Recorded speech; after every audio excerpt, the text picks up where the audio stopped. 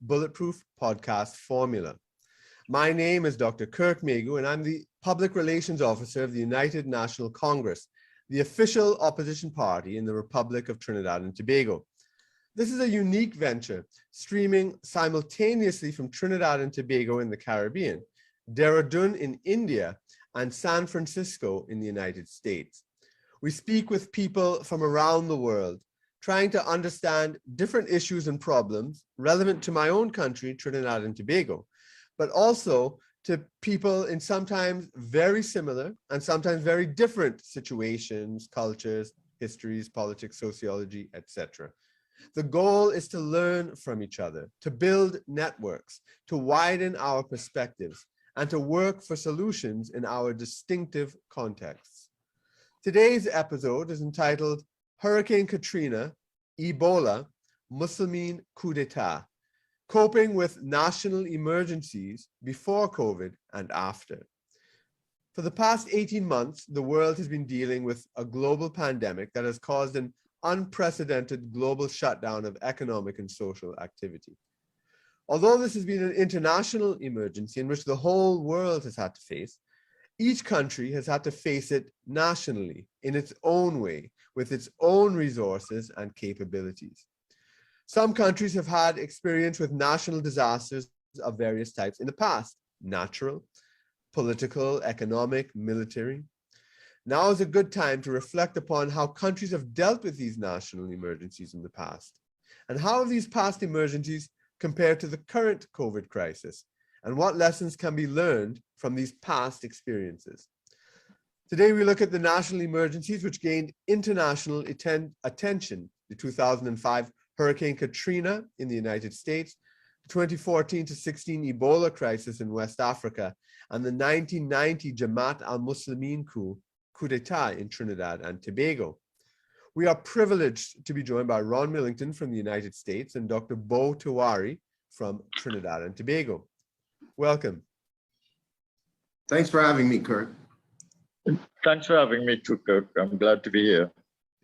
I'll give a brief introduction and ask you to expand later. Ron Millington served in the U.S. Armed Forces, where he received the Global War on Terrorism Service Medal and a former Department of Homeland Security Tactical Law Enforcement officer. He was involved in FEMA's Hurricane Katrina relief efforts and also managing the Ebola crisis in West Africa. He also had experience with the Deepwater Horizon incident in the Gulf of Mexico. Dr. Boendradat Tiwari is a distinguished academic, educator, and politician in Trinidad and Tobago. He was a former cabinet minister in 2 administrations, including in 1990, when a small radicalized group of insurgents took over Trinidad and Tobago's parliament for 6 days, held MPs and the prime minister hostage, putting the entire country in a state of chaos and uncertainty. So welcome again.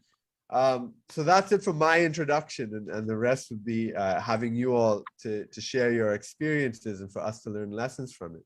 And I want to start off by asking you, to give our audience, our global audience, a bit more of your background than what I gave there, and in particular, how you got involved in, let's say, on Ron's case, Hurricane Katrina, Ebola, Deepwater Harbor, even, and in Bo's case, how you got involved in politics and the 1990 coup and how that came up. Suddenly. We'll get to that. I guess Ron and then Bo first. Ron first and Bo after. Sorry. Sure, no problem. Well, thanks again for having me on the show. Currently I work as a geopolitical consultant in the areas of security and strategic planning. I joined the U.S. Armed Forces in 2002. It's been a while, 2002. I served in the U.S. government for about 13 years, but I have over 15 years of background in emergency management, human trafficking, drug intervention, drug interdiction. And for the past few years, I've been focused a lot of my efforts, as you guys might know or not know, on philanthropy, public service, and I sit on the boards of a few nonprofits. Hurricane Katrina. At that time, I was serving in the US Coast Guard when Katrina hit. Katrina was a Category 5. It was one of the largest natural disasters the US has ever faced at that time. We learned a lot from Katrina, put it that way. How I got involved in Katrina is that I was already serving in the US Coast Guard, and we were deployed after the levees broke. And this was before, because I know also, we're not going to expand on this in this program, but you also were dealing with the Middle East and terrorist, anti-terrorism. Yes, in the Middle East yes. So this prior to that. so prior to Hurricane Katrina, I was working in the Middle East as a private contractor with various agencies and institutions. Did a lot of projects in the Middle East, West Africa, quarantining with Ebola, and also a lot of anti-terrorism and logistic operations in North Africa.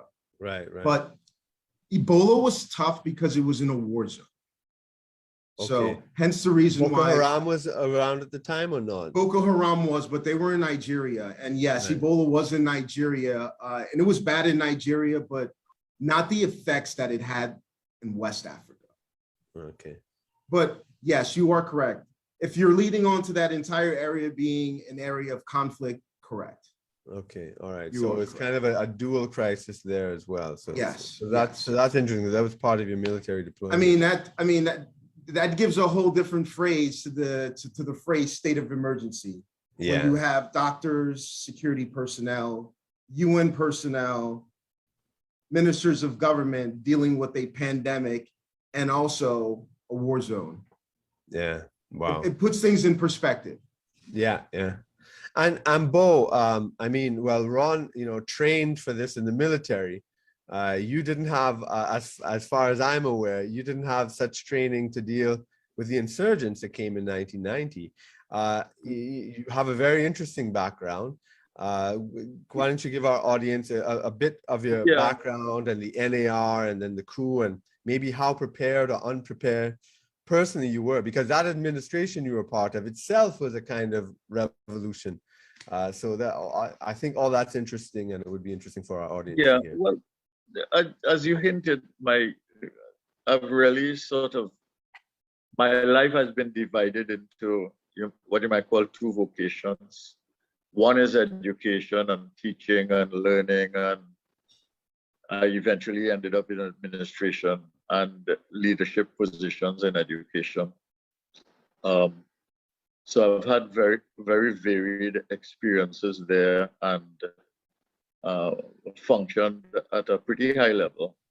And then as you were principal of the University of the West Indies, St. Augustine campus. That's right. And I got into politics very early when I came back from my first stint at graduate school at the University of Chicago. I came back to Trinidad and I became involved with Tapia. And Tapia, my involvement with Tapia and the intellectual work there, but also the political work, helped to facilitate the process of the creation of the NAR. And the NAR eventually, which brought together the opposition forces in the country, which was the umbrella that brought together the opposition forces from Tobago, Central Trinidad, the rest of the country. And just to interject here, and this was, you displaced a government that had been in power for 30 years, and even before. Yeah.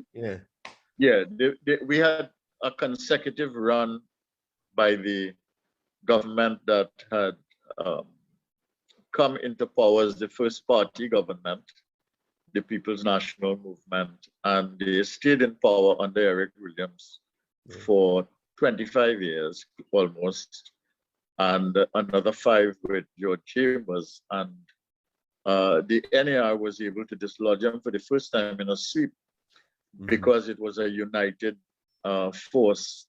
And so that took my career into parliament, into government, and eventually into opposition. And now I have sort of exited the political scene and basically moving in a different direction. But I remain intellectually interested in all of these issues. And the NAR, we had a situation in which I have to say 1990 was an attempted coup because it did not succeed. They held parliamentarians hostage. They blew up the police headquarters, but they did not take over the government as such. All right, the coup did not succeed. And you asked about preparation. I don't think that the country was prepared for it, but there are a few stories I have to tell which this is more of an introduction, so I won't get into them yet. There are a few stories I have to tell which indicated that there were things that were going on. For instance, I was Minister of Industry, and I got a call on my telephone at my desk, and it was Robert Amar calling from Rome Airport in Italy. And he indicated to me that he saw Yassin Abu Bakr together with 17 other members of his group in the Rome airport taking a flight to Libya. And I immediately contacted the Prime Minister after his conversation. And the Prime Minister called the then Minister of National Security and asked me to come to the Prime Minister's office. And I relayed what I had heard from Robert Amar. And how many days was this in relation to the coup? No, this was years before. This was years like, before. Okay. Yeah, it was like this was perhaps 19. No, it wasn't years before. Actually, it was months before. Right. It was months before July, because it was in fact in 1990 that he called, and so after we had a short conversation, I left the Prime Minister and the Minister of National Security, and I went back about my business. And perhaps some months before, maybe in 1989, because I was not yet Minister of Industry, I was in the Prime Minister's office as a minister without portfolio in the Prime Minister's office. And Jean Debenet, who was then ambassador of France in Trinidad and Tobago, and with whom I got along well, had indicated to me that the French government was very concerned. Of course, the French have interests in the Caribbean.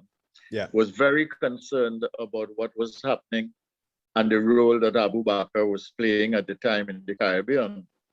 And I think they had some information that either he or some of his people had traveled to Martinique and had met with people there regarded as maybe inimical to the interests of the French government. And she relayed that to me.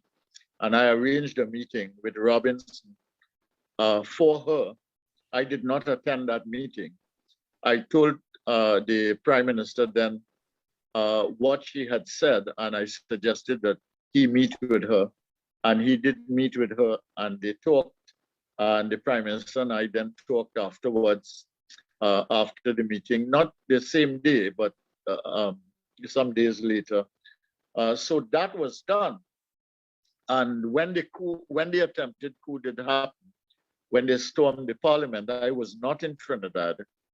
I was in Hong Kong at the time. I had gone on a trip in the Far East with a number of businessmen from Trinidad. And the way I learned about the coup in Hong Kong was that 6 a.m. In Hong Kong, which was 6 p.m. Trinidad and Tobago time, when the coup was taking place, Arthur Lockjack came to the door because he had been a member of my mission, and he knocked on the door of the hotel room like crazy, frantically. And when I opened the door, of course, I had woken up from sleep. He said, "Bo, coup in Trinidad, coup in Trinidad. Did Abu Bakr and them just stormed the parliament?" And I don't know anything more. And he had just gotten a phone call, and it was then difficult to call back Trinidad.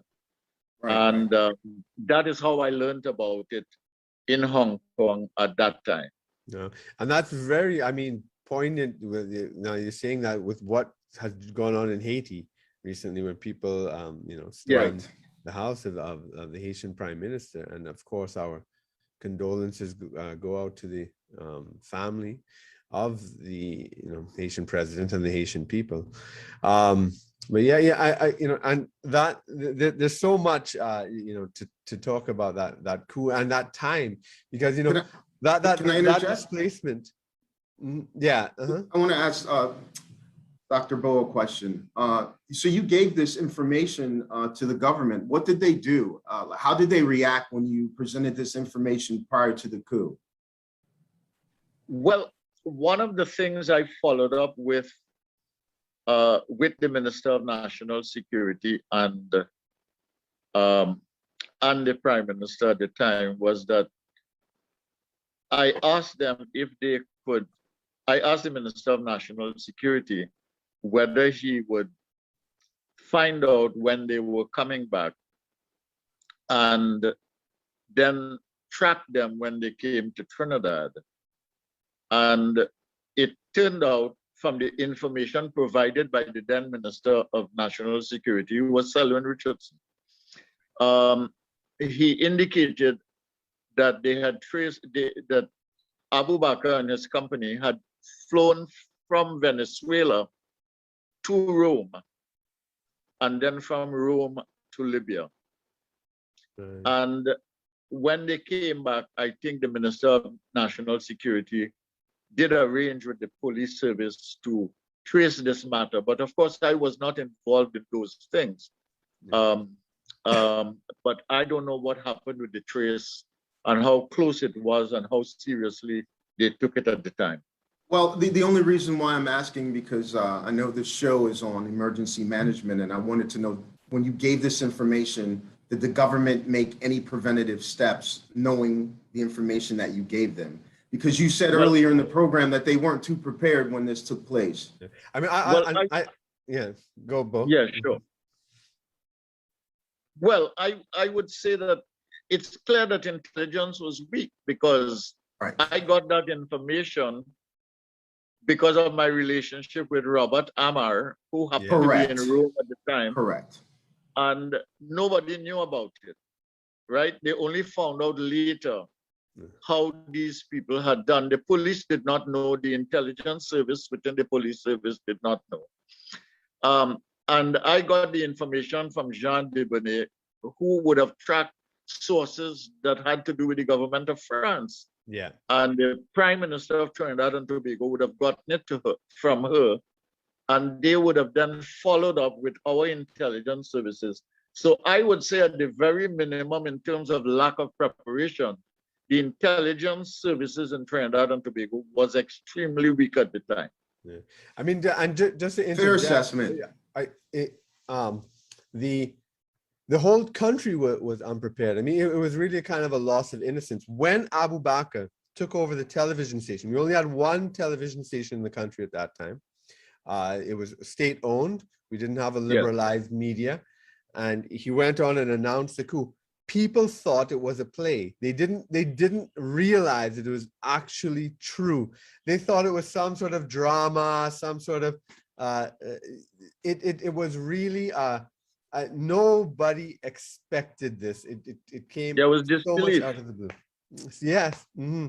You know, and I'm sure when you got the knock on the door, Bo, at 6 a.m. in the morning, you wouldn't have I think you would have been in a state of disbelief. You can't be serious. That's happening in Trinidad. Am I right or what? Tell me how you felt. I was surprised. I really was surprised. I was taken aback. But the connections of the people in the coup were very were very well organized and internationally connected. Mhm. Because the morning, the day before the morning that I was awakened by Arthur Lockjack and given this news of what was happening to Trinidad, I had met with two businessmen from the United States in Hong Kong who had discussed with me the possibility of making an investment in Trinidad related to garment manufacturing. That was the nature of the discussion. Other things too, but that was their principal first interest. And I had talked to them, you might say innocently and in good faith, about a business proposition. But ironically, on that morning when Arthur Lockjack came into my room and we started to talk, about 6:25, there was a knock on the door, and one of those businessmen came there to continue the conversation, he said. And well, I was alarmed, so I took a walk to the bedroom and I asked Arthur if he would come afterwards. When he came in, I told him I'm very suspicious of this, and I think that we should get the police immediately. And by that time, we had called the honorary consul in Hong Kong, and he showed up in a jiffy. I don't know where he was, but he got there very quickly. And once he was aware of what was happening, he got in touch with the police and so on, and that fellow disappeared from the room. And when I was sent, when I took the decision, immediately. I was supposed to go to mainland China that morning. I took the decision immediately that I was going back to Trinidad. And I got a flight that they arranged for me from Hong Kong to Los Angeles. And to my amazement, I was sent there basically under police supervision and received by police and national security authorities at the airport in Los Angeles, right, and put in a special room by myself for security purposes with a guard outside the door. And at one point in time, a woman walked into that room. I don't know how she got in. And she said, "You are the minister from Trinidad." And I screamed, I yelled, and the guards came and they took her away. And up to today, I do not know what transpired. Who's this lady? Who was this lady that came in the room? I have no idea. Wow, wow. And this happened where? In LAX, in America? That's right, in Los Angeles. So somebody in Hong Kong was connected with the people in the coup, and somebody in Los Angeles was either connected with the people in Hong Kong or the people in Trinidad and Tobago related to the coup and had knowledge of it. I don't think she came there to do me any harm, but I think she came there to perhaps assess the situation and what was happening.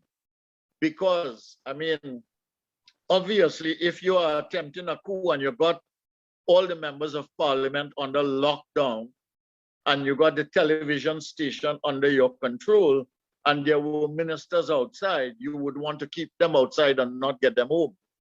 Correct. Yeah. Fair assessment. So that's a fascinating situation. We could spend the whole hour speaking of that. It's amazing. When the report on the coup was being prepared, I got a letter from the commission asking me if I would testify. I was prepared to tell them all of these things. Yeah. And I told them, yes, I would be more than happy to testify, but they never called me to testify. Oh. And I didn't think it was my business to force my way into the committee to testify. But Right. I've told this story before. I have gone over the story. Oh, well, I mean, I'll tell you another story having to do with Rafiq Shah. But I have gone through some of these stories with the people that I mentioned in order to verify in my mind that what I was saying was in fact accurate. And Yeah. they had similar memories of it. It might have differed a little bit on occasion, but yes, they were aware of those kinds of issues. Right. So if we take it back in terms of lessons on what to do and so forth, obviously the government of Trinidad was unprepared for it and for dealing with this. But I want to take it to you, Ron, because we have the most powerful country in the world, the United States, and Hurricane Katrina. I mean, at least from us looking on the outside, it looked like a mess and disaster as well. It was. And then you also had your experience with Ebola in West Africa. So it would be interesting to hear from you about, how similar or how different was the experience in the most powerful country in the world dealing with that crisis, which was, I suppose, unprecedented in terms of natural disaster. It was unprecedented. And then in West Africa, what were the similarities, the differences in national preparation that you found? Okay. For natural disasters, there really isn't much preparation that you can do. You have to be prepared prior. Emergency services have to be up and going. You have to have a stable healthcare system. So when you're asking about comparison of both, you really can't compare either. Because you answered it, one of the most powerful countries in the world, and you compare it to a developing nation. Did we have lessons learned? Yes. Was everything perfect? No. We had logistical issues. With Hurricane Katrina, if I just interject for you to expand on, I mean, everybody remembers the famous telethon where Kanye West burst out. Yes. Yeah, so you can incorporate that in your discussion. Okay, I wanted to stay away from that, but yeah, that I mean, that's politics. Yeah. When politics are involved in a national event or a national emergency, just put it this way, it makes it harder for the government response. Yeah. Because the media could either make your job easier or the media could make your job harder. Because at the time of a national response, this is not the time to be taking political sides. The time of action you need to address and put your resources on the floor quickly because the constituents, they need it. And yes, we had a slow response time in Hurricane Katrina. Right. I won't sit here and lie to you and tell you that everything was perfect. Where were you based? Okay, so it was considered at that time Sector New Orleans, where the U.S. Coast Guard ran operations, but of course it was flooded and we had issues. So they moved. But were you generally working around that area, or did you have working to come around in that from area? somewhere else? Okay. Yeah, we were working in an adjacent state. Right. Flooding poses a whole different problem when you're talking about getting resources on the ground, because people are trapped in homes, mass casualties, Right. people are displaced. The law enforcement apparatus that normally would gain law and order is no longer there. Yeah. They're at home tending to their family and to their loved ones. So it's the government, and the people are depending on the government. So as quick as we can get out there and put resources on the ground, as quick as we can get the job done. And that was one of the, needless to say, in my experience, it was probably one of the most toughest events I've ever been on. Right. Yes. So now, if you compare that to West Africa, your experience with the Ebola crisis there, you said no comparison. You said let me tell you why. I look at everything in numbers. Hurricane Katrina, I think the death toll was 1,833. Okay? Of what? What's that? Total casualties. Casualties? I mean, yes. The number of Not people deaths, killed by the total number, right? Ebola was upwards of 28,000 lives lost. Lost? Deaths? Lost. You're talking Yes. about? No, my fault. 11,000 lives lost. It was 28,000 people infected. Okay. Right? Oh, wow. I didn't Yeah, let realize me it get the was numbers that. correct. 11,000 lives lost, about 28,000. And these are the only numbers that we know, because you remember West Africa has a lot of rural areas, and we have a lot of issues getting proper statistics out of these. Yeah, I know Nigeria hasn't done a census in decades. Correct. So when you're talking about comparison, I compare in the number of fatalities because, I mean, it matters. Yeah. A natural disaster in relation to a pandemic. Yeah. Excuse me? In terms of the preparedness of the government. So what countries did you deal with? Ghana, Nigeria? Well, I dealt with Congo and Liberia. Congo and Liberia. Okay. Yes. Because at that time, Boko Haram was a big issue in Nigeria. Nigeria was dealing with a whole nother set of issues within and political issues within their country. And we were contracted to do West Africa and the Congo because they had quarantining issues, which was crazy. What were the issues? What were they? I mean, now the whole world knows about quarantine. Okay. What were their issues? At the time, we were still learning about Ebola. Ebola had been out for a while, and how you handled the dead was very important, because we found out with Ebola that the dead was more infectious than a live host. And how you handle the remains affected how we treated people in the area, how we treated burials, et cetera, et cetera, et cetera. Setting up new protocols, whether you bury the dead, whether you burn the dead. Every area, section that we were at, every country dealt with it differently. It was a mess. And we had a lot of international agencies. We had Doctors Without Borders. We had the United Nations, American military. I was with a group of expats that were volunteering our services to provide security, logistics. Let me get back to Bo on this. Now, one of the interesting things was that, so when the police station was blown up, the parliament, the single radio station and TV station were taken over, and the parliament, the prime minister and the ministers were held hostage in the parliament. So it seemed like they had everything covered. But as you said, you were in Hong Kong, and there were many ministers who were outside. And in fact, so you had the situation for the 6 days where you had the government ministers and the prime minister inside, and then you had yourself and other ministers outside dealing with the crisis. And I don't know exactly what your role was in that, but you know, what was it like? What was your experience? What was it like?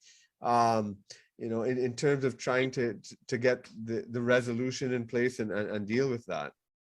Well, first of all, I tried to get home as fast as possible. And I was home on the Monday, I think, together with the Commissioner of Police, whom I met in Barbados, because he was coming from, I might have been from New York as well. I had traveled from Los Angeles to New York. I had met our ambassador to the United Nations there. That was Margaret Thorpe. And the next morning I flew down to Barbados. And I think either later in the day or the next morning, I flew with the Commissioner of Police to Trinidad and Tobago. And then I went up to immediately, I simply went home to see my family and make sure that they were safe. And I went immediately to the Hilton, where they had basically set up camp. And I got in touch with the other ministers that were there. And I became part of the group that tried to basically, I mean, there were two critical issues. One was to secure the release of the hostages. The second one was to keep the government going even while the hostage situation was taking place. And the third thing was to keep the country calm in a almost impossible situation where you had most of the government inside the parliament under hostage, and you had some looting and so on before, and the question of order was very precarious. But I want to tell you a little story about the release of the hostages and how that happened. While we were doing all of the main negotiator during the time of the hostage crisis with the Abu Bakr and his team was Joseph Theodore, who was Brigadier General at the time. And he was doing all the talking with the hostages. And there were on the other side of the telephone was on various occasions Abu Bakr and Bilal Abdullah by and large. I don't know if there were other persons, but those were the names that I heard mentioned. And at one point, Rafiq Shah called me and he said to me, look, I don't know who to talk to in this thing, but I am going to talk to you and tell you what is happening, and you have to find a way of doing something about it. And he said that Bilal Abdullah had called him and indicated to him that Robinson, with the shot in his leg and being a diabetic, they were afraid that he would die in the parliament. Yeah.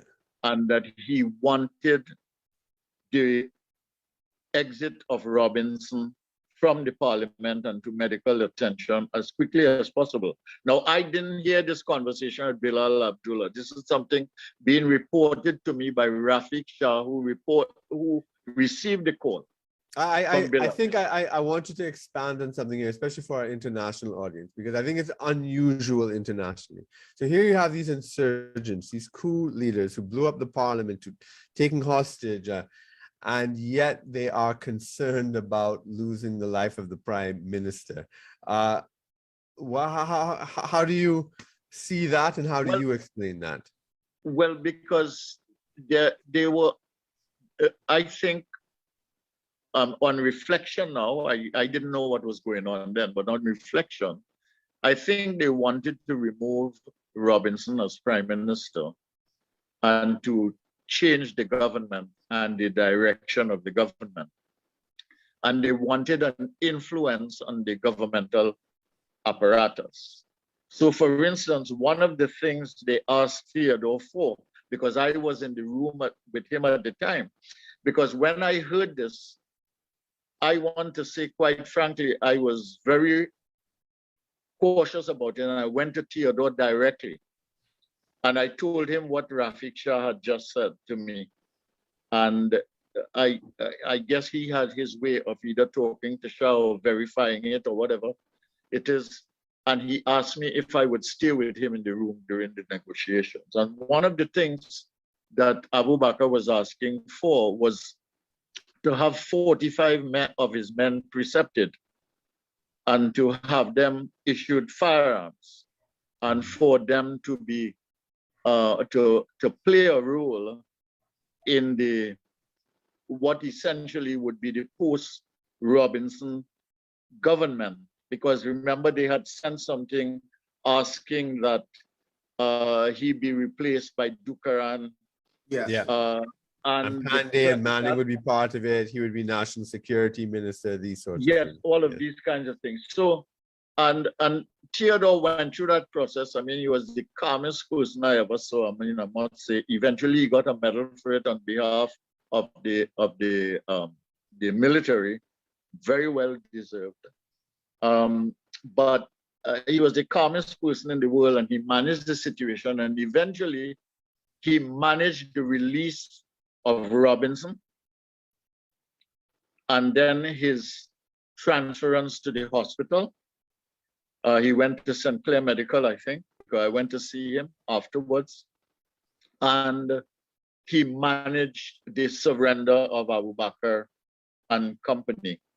Mhm. And they were then taken to Shagaramas in that makeshift, whatever makeshift prison that they had over there that kept them isolated in that part of the country under the control of the army, I believe, at the time. But I think those things are important to understand, that Robinson could have died in there. Other people had been brutalized. Mhm. Selwyn Richardson had been badly brutalized. Yeah. And One MP died. Leo Devine. yes, Leo Devines, I mean, with whom I have a real good relationship, actually died out of the coup because he was shot. And the former finance minister, Selby Wilson, was also terribly brutalized as well. Yeah. You know, and but eventually, I mean, Robinson was released and the hostages were released, and the hostage takers basically surrendered. And that is how that part of it came to an end, and the government was able to continue to function. But it was a very, very dicey time. And I certainly was in a situation where I did not know who to trust. I did not know what was happening. And I was very, very cautious about what I said to whom. And I had complete faith and trust in Theodore, I want to say. And I proved to be right on that. And he did what was required in order to bring the situation under control. Wow, wow. Okay. Now, for both, so let me get back to Ron now. Particularly, I mean, well, much of the world is opening up, but in Trinidad and Tobago, unfortunately, it's the reverse. You know, we are in the sort of worst phase of the crisis, a state of emergency, a lockdown, and but let's say the Ebola crisis. How was that resolved? You know, because right now during COVID, you know, people are trying to see where's the end of this. You know, so Ebola. How was that resolved? And I guess maybe you could also reflect on Hurricane Katrina, if anything. But Ebola, I think, is very relevant to us now with the COVID issue. Okay. You can't live in fear of the virus. Okay, you can only do lockdown for X amount of time, but you have to understand what lockdown means. Lockdown means you're hurting your country's economy. But hopefully during lockdown, you are also ramping up the capacity of your law enforcement apparatus and your healthcare system. So you ask, how do you get over those hurdles? Those hurdles are dealt with management and leadership. I think Mr. Tuari would be a better person to ask on how well he thinks the government has been handling that aspect of logistics in the country. But because I'm not there. Yeah. But in terms of Ebola and West Africa, was it just the world threw resources at it? You understand? The world threw resources at it because there's a big difference between Ebola and COVID. Yeah. Ebola kills its host quickly. Yeah. All right. Within a matter of days, you have a mortality rate of what, 90%? Yeah, COVID. It's I think ridiculous is like number, 2% or 1 point something percent, but Ebola is like So with high mortality rates, it's really hard for an infectious disease to spread worldwide because the host shows symptoms quickly, so you're able to quarantine that individual more rapidly. COVID is a whole different ballgame. You can be asymptomatic with COVID and walk around and infect other individuals. So dealing with those two situations are totally different because the disease attacks the host differently. So did the disease, I mean, they don't have a vaccine or anything for that. So did the disease die out and then that's how it was? Or was it like management? They decided management, quarantining zones. Right. You have to understand those are war-torn areas. So their healthcare system, it's broken. It was broken prior to the epidemic. And of course, the strain of the epidemic. It's probably one of the reasons, coming back to Trinidad and Tobago, why the country was initially put on lockdown. Is the strain that it would have on the healthcare system if COVID got out of control. Tell me if I'm wrong. I want to ask you, in terms of both in West Africa and the United States with Hurricane Katrina, what outstanding issues do you think remain? Like, okay, the crisis ended, but bureaucracy. Solved, or was it just... bureaucracy. And Hurricane Katrina, it took us too long to move an object from point A to point B. Yeah. And, for instance, and those issues are still there. Those problems are still there. The bigger the government is, the more bureaucracy you will have. Yeah. Okay. And bureaucracy hinders efficiency. Right. Okay. The more people you have to ask to get a job done, knowing that it needs to get done, hinders your ability to help. Right. When you need authorization and authorization and authorization. Yeah. Because people ask, what was the US's capacity in helping people with natural disasters? We have a great capacity. The US has an awesome capacity of deploying resources. But to actually get those resources on the ground is where the problem is. Right. And we continue to have that issue. And that issue is not just relevant or prevalent in the United States. I've seen it throughout the world. I've seen it in Trinidad and Tobago. I've seen it in Latin America. I've seen it all throughout the world. Government bureaucracy is what hinders all responses. Right. So let me ask you, Bo. I mean, what so the crisis was resolved as you described. But what outstanding issues do you think remain in your opinion? I think a lot of outstanding issues persist. You know, at the time, I think remember we had an acting president because the president at the time was out of the country. So that in itself created a problematic situation. Vacuum in leadership. Secondly, you had an issue of the amnesty and its validity, its legitimacy, its legality, and subsequently the role of the court in that. Yeah. And the decisions of the court created a condition in which citizens of Trinidad and Tobago, regardless of what you think, what you believe, or how you relate to the political and constitutional apparatus, they basically saw that people could literally commit murder, take all your governmental officials hostage, blow up a police station and get away with it. Yeah, because they're still walking free today. Kirk, I want to ask, what has changed since then, Mr. Tuari? And well, I want to continue with this. And I want to say that that could not be good psychologically. Yeah. For the attitude towards justice and fairness and right and wrong and the role of the law in any society or system.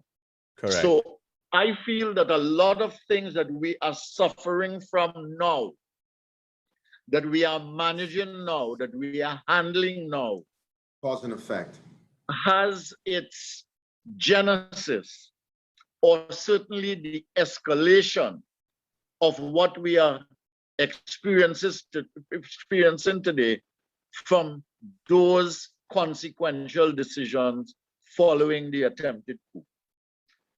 And secondly, and I think this is a point I really want to make because I had a conversation with criminologist Randy C. Prasad the other day on television, and it reinforced in my mind the importance of this, which is that the relationship in the Caribbean, whether it is in Jamaica, whether it is in Trinidad and Tobago, whether it is in Kitts or where, between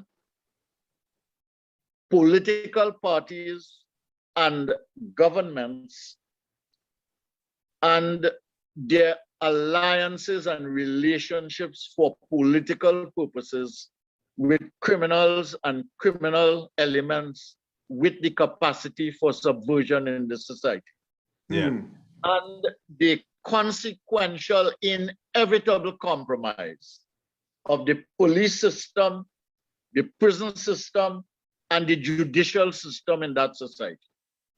And I think that when you are talking about small societies like St. Kitts, like Jamaica, like Trinidad and Tobago, and even smaller societies, I think those kinds of things, I think we underestimate the long-term deep damage and the persistent risk to the society of those kinds of relationships.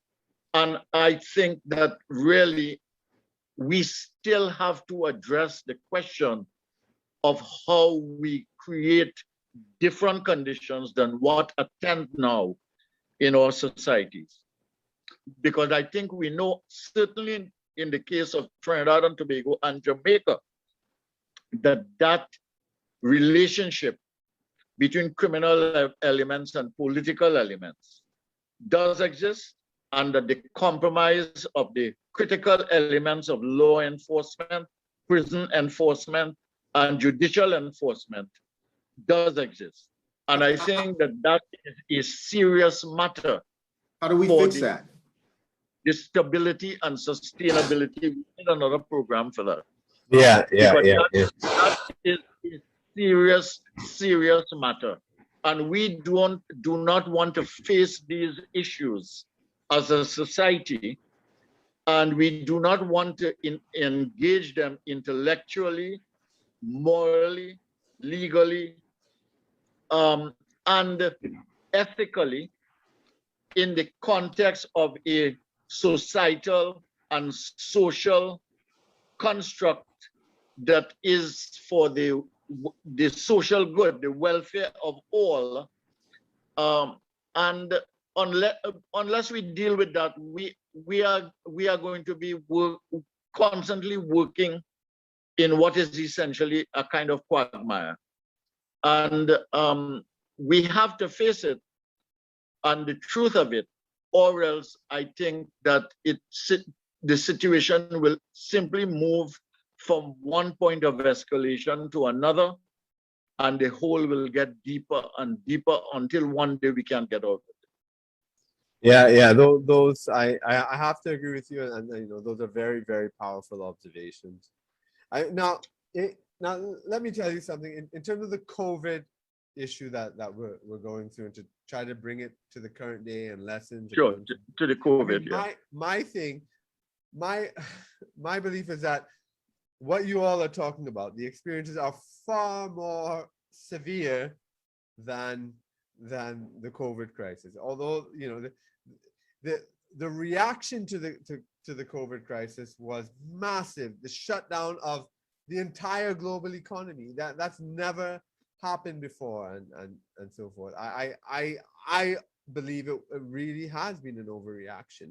Do you think it was a knee-jerk reaction? But what I want to get from you is from your experience in these other crises, what your opinion is in terms of looking at how the COVID crisis has been dealt with compared to your previous experiences. And then also, you would have learned lessons from your experience, and have they been applied to now? Are they relevant? I don't know. They might not be relevant.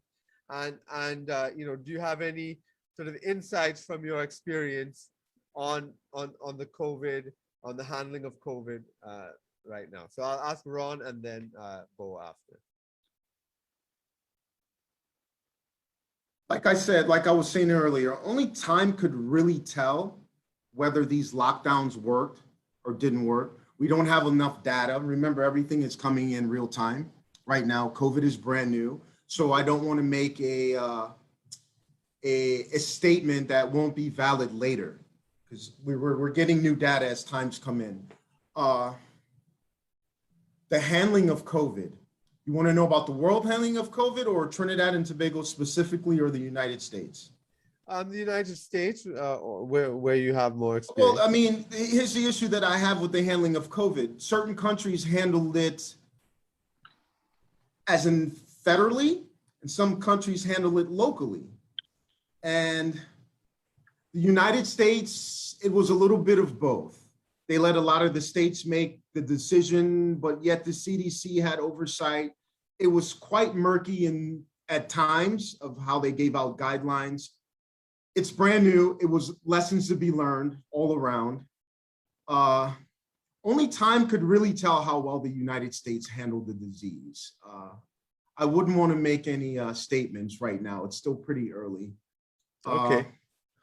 All right. Lockdowns. The one thing I could say about lockdowns is at times I wasn't for lockdowns. I think lockdowns actually hurt cities, countries, and individuals more than it helped. And in certain countries, the way that they did lockdowns actually caused more spreader events. Yeah. All right. Closing down of banks, closing down of stores, then you open them up for certain days or certain time frames, and you have massive lines and people standing outside for hours. The exact thing in which you didn't want to do is exactly what you did.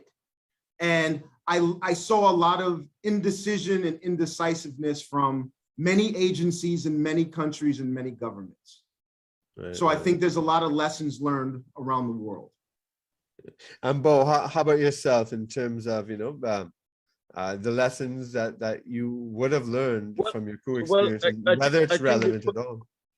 I think the first thing that we need to acknowledge is that globally, COVID met a situation of mismanagement of risk. Because, people like Nicholas Taleb and so on, and others had in fact foreseen the possibility of something. And I mean literally foreseen. They had warned about it without knowing the medical facts about the possibility of a germ like this, a virus like this. And secondly, this had been publicly signaled by people like President Obama. It had been publicly signaled by people like Bill Gates. And nevertheless, when it came, the whole world was unprepared for it. So I think we need to acknowledge that there was a colossal global mismanagement of risk, and we need to understand that and take it for what it's worth and then move from there. Fair enough. The second thing is that the problem that we had with this was that we were trying to manage a health crisis to avoid contagion and massive death tolls, as indeed we tried to do with the situation of Ebola, except that was better contained geographically, but with equally devastating effects. In fact, more devastating effects in the places in which it occurred. And we tried to do that, but we realized very quickly that you also had to create the conditions or situation for people to live. And therefore the issue between lives and livelihoods came out as a choice. But really, the choice is really lives with livelihoods. How do you do that? That's a fine line. Is the problem. Huh? That's a fine line because you risk people's safety by. That's right. And that is, so you are faced with another situation in the reality, not in the prognosis, not in the contemplation of what could happen, but in the reality of what is happening, of how do you manage the risk of lives with livelihoods. And I think that is the quandary in which we found ourselves. And that is what tested the decision-making process. And some have made good decisions and some have made bad decisions. And we don't know yet. I agree with Ron on this, because there is the mutations that are taking place, the variations that are taking place, and we don't know where that is going to take us ultimately. Correct. I think we are going to get to a situation where we will say we have to have lives with livelihoods and do our best, notwithstanding whatever happens with the virus, because we have spent nearly 2 years, in the case of Trinidad and Tobago, nearly 15 months locking down and unlocking and locking down again, and so on. And pretty soon, people are going to have to say that you're going to have to live with it. And that also, we don't know what is going to happen. And Yes. I don't think that we can, at this point, even hint at a possible answer as a solution to the problem. It really is an experience that we've never had before. And we are living the experience and trying to manage the experience. And the experience is changing as we continue. And we will have to see where it leads. I don't know. I really don't know. Well, we've reached the hour mark. It's been a fascinating discussion. But what I'd just like you to just briefly, with a sort of one line, give your insight, give a final word to our audience before you go. Ron and then Bo. Ron, quickly. Final word to the audience. Hopefully, whatever country you live in, since this is into an international audience, that your government has a post-COVID plan for recovery. Okay, and Bo? Well, I will just give a quote from William Faulkner when he gave his Nobel Prize speech. And he said very simply that man will not only endure, he will prevail, meaning human beings. And crises will come, risks will emerge, we will manage them, we wouldn't manage them. But I think ultimately, in spite of all the crises we have, I think that we will endure and we will prevail as a human race, notwithstanding all the mistakes that we make. All right, well, thanks very much, both of you. It's been a really fascinating and interesting discussion. It's been a pleasure having you on the program. Thank you for having me. Yeah. Ron, you must connect with me. Yes, sir. Yes, sir. 100%. Trinidad 6858612. I'll give him the number, don't worry. Yeah, let him get a WhatsApp. Yeah. So Good. That's it for this week's episode of A Story Club, Global Politics and Cultures, brought to you by Bulletproof Podcast Formula. We were talking with our guests, Ron Millington from the United States and Dr. Boendradat Tiwari from Trinidad and Tobago, on Hurricane Katrina, Ebola, Muslimin coup d'etat, coping with national emergencies before COVID and after. And I'd also like to thank you, our audience, for watching and listening.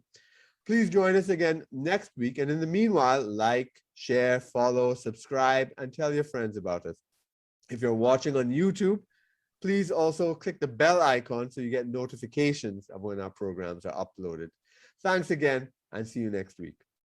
Thank you for inviting me, Kirk. Thank you for having me.